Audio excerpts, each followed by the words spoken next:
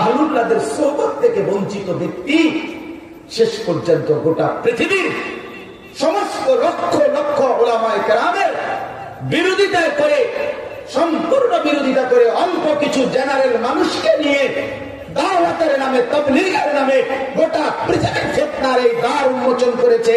একমাত্র কারণ কোন আল্লাহওয়ালার সোহবত থেকে বঞ্চিত ছিল এই ব্যক্তিটা।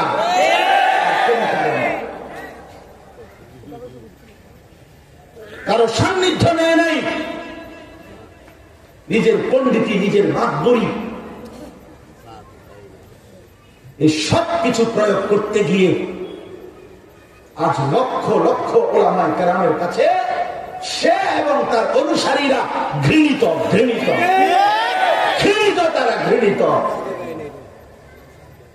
প্রিয় ভাই আমার, বন্ধু আমার, নওজোয়ান সাথী আমার, প্রত্যেকের উচিত উলামায়ে কেরামের প্রতিটা কথা, প্রত্যেকটা আলোচকের ওয়াজ চোখের দিকে তাকাইয়া মনোযোগ দিয়ে শোনা।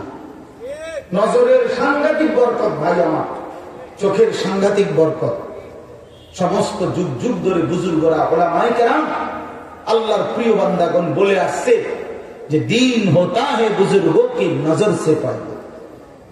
আল্লাহ ওয়ালার নজর দ্বারা মানুষের মধ্যে দিনদারি আসে, জীবন বদলে যায়, জীবন বদলে যায়, জীবন বদলে যায়।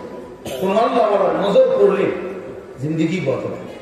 কোন আল্লাহ ওয়ালার সাথে যার সোহবত নাই, সান্নিধ্য নাই, নিজে নিজে পণ্ডিত, এমন পণ্ডিত খুব বেশি দূর আগাইতে পারে না, খুব বেশি দূর আগাইতে পারে না। এই নওজোয়ান সাথী উলামায়ে কেরাম যারা, আপনাদেরকে বললাম, নওজোয়ান অনেক আলেম আছেন এখানে মাশাআল্লাহ।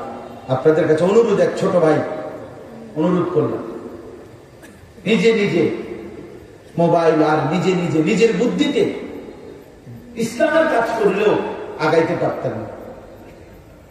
আমি বললাম আগাইতে পারতেন না।